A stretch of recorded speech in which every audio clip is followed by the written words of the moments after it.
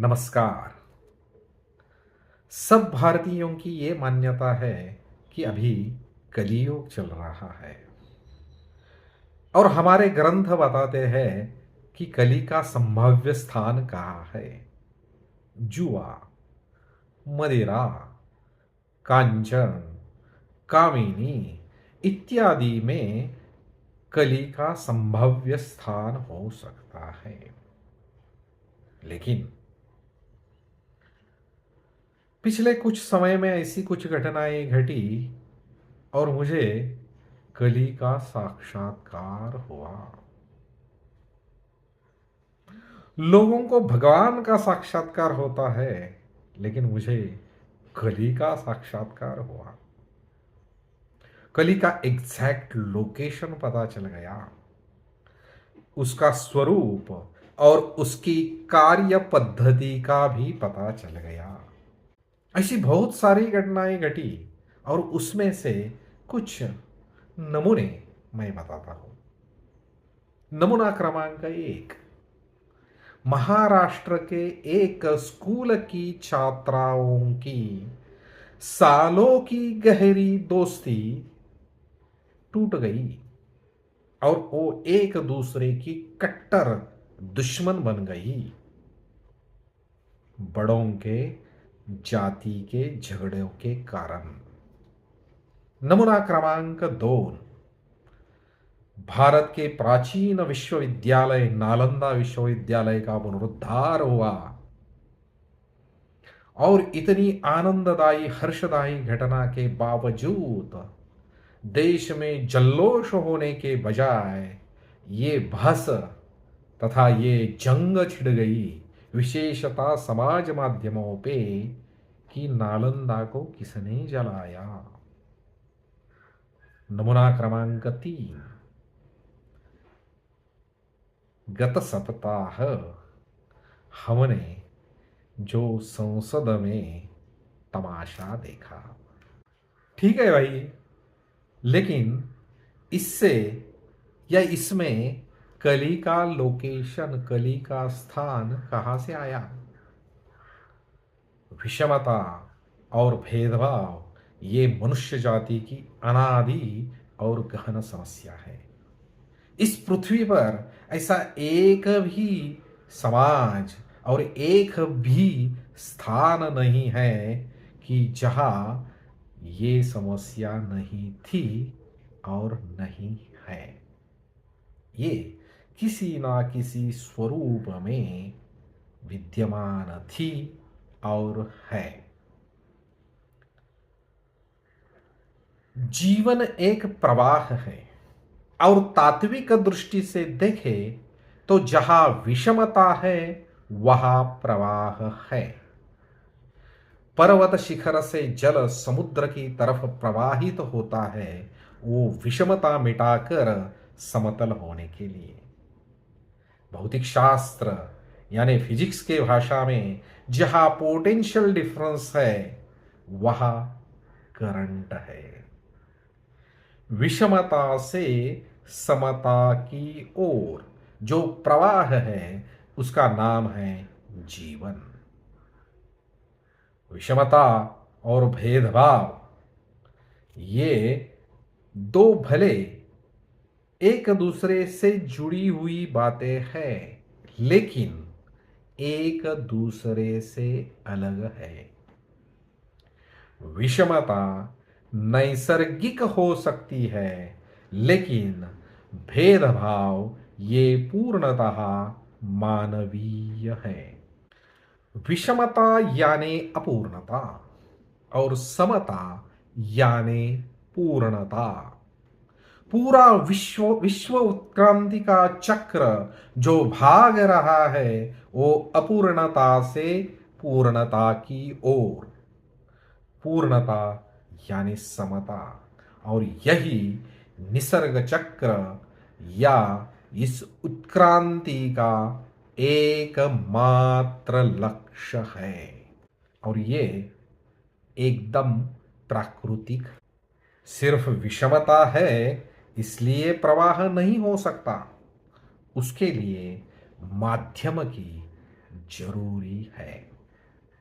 बंधारे का पानी समुद्र के तरफ कब दौड़ता है? जब उसके दरवाजे खुलते हैं और उसको एक माध्यम, कैनाल रूपी एक राह मिल जाती है। पोटेंशियल डिफरेंस तथा वोल्टेज से करंट तब निर्माण होता है जब वहाँ तार यानी कंडक्टर रूपी माध्यम होता है, और जब करंट रहेगा तभी ही कार्य होगा, वर्क डन होगा। यह फिजिक्स का नियम है। तो जल के प्रवाह में कैनॉल का, और इलेक्ट्रिक प्रवाह में कंडक्टर का, और जीवन प्रवाह में विषमता मिटाने वाले माध्यम का क्या कर्तृत्व है? अगर ये विषमता मिटाना या विषमता से समता की ओर का जो प्रवाह है, ये अगर नैसर्गिक है, प्राकृतिक है, ईश्वरीय है, तो इस माध्यम का, इन माध्यमों का इसमें क्या कर्तृत्व या क्या योगदान है? तो ऐसे माध्यम का इस नैसर्गिक, ईश्वरीय, प्राकृतिक विषमता से समता की ओर जाने वाले प्रवाह की बाधा कम करना, उसका अवरोध कम करना, उसका रेजिस्टेंस कम करना, यही इस माध्यम का कार्य, कर्तृत्व, योगदान है। और ऐसे मानवीय माध्यम को संत कहा जा सकता है, या हम संत कहते हैं, और मेरे जैसा श्रद्धालु हिंदू उसे देवता कहेगा। ठीक है भाई, लेकिन इसमें कली का क्या ताल्लुक? विषमता मिटाने वाले नैसर्गिक तथा प्राकृतिक तथा ईश्वरी प्रेरणा को जो बाधा निर्माण करते हैं, जो अवरोध निर्माण करते हैं, जो रेजिस्टेंस निर्माण करता है, उसका नाम कली है। और ऐसे अवरोध निर्माण करने वाले हर मनुष्य कली का अवतार है। इसके लिए एक निमित्त नमूना घटना की चर्चा करते हैं। जब अयोध्या में रामलल्ला विराजमान हुए, तब कुछ लोगों का नाराज होना थोड़ा स्वाभाविक हो सकता है। लेकिन जब नालंदा का पुनरुद्धार हुआ तो मुझे लगा कि अभी तो पूरा देश एक साथ खुशी से झूम उठेगा। नालंदा, जहां बौद्ध, वैदिक, जैन परंपरा के सभी दर्शनों का, ग्रंथों का अध्ययन, अध्यापन किया जाता था, अर्थशास्त्र, योग, आयुर्वेद जैसे सभी व्यवहारिक शास्त्रों का जो भी केंद्र था, मुझे लगा कि अभी सब नालंदा की महानता की चर्चा हो जाएगी। नालंदा में ये होता था, नालंदा में वो होता था, नालंदा में इतने छात्र पढ़ते थे, ये शास्त्र का अभ्यास होता था, ये ग्रंथ का अभ्यास होता था। ऐसे नालंदा के पूरे वैभव की चर्चा हो जाएगी, ऐसे मुझे लगा, और सब देश खुशी से नाचेगा, ऐसा ही मुझे लगा। लेकिन क्या हुआ? बख्तियार खिलजी नामक एक विदेशी तुर्की आक्रांता ने नालंदा को जलाया, नालंदा का विध्वंस किया। ये समकालीन स्वदेशी विदेशी लेखकों ने, और उसमें भी खुद बख्तियार खिलजी के समकालीन चरित्रकारों ने वर्णन किया है, और उसके अनुरूप असंख्य ये ऐतिहासिक पुख्ता सबूत उपलब्ध होने के बावजूद कुछ भी संदर्भहीन, तथ्यहीन, संदेहात्मक ऐसी बातें उठाकर संशयवाद का सहारा लेकर एक झूठा विमर्श, एक फेक नैरेटिव खड़ा किया गया, विशेषतः समाज माध्यमों पे। नालंदा विदेशियों ने नहीं बल्कि स्वदेशी वैदिकों ने जलाया था। इससे क्या हासिल होने वाला है? सामाजिक एकता या भेदभाव और विद्वेष?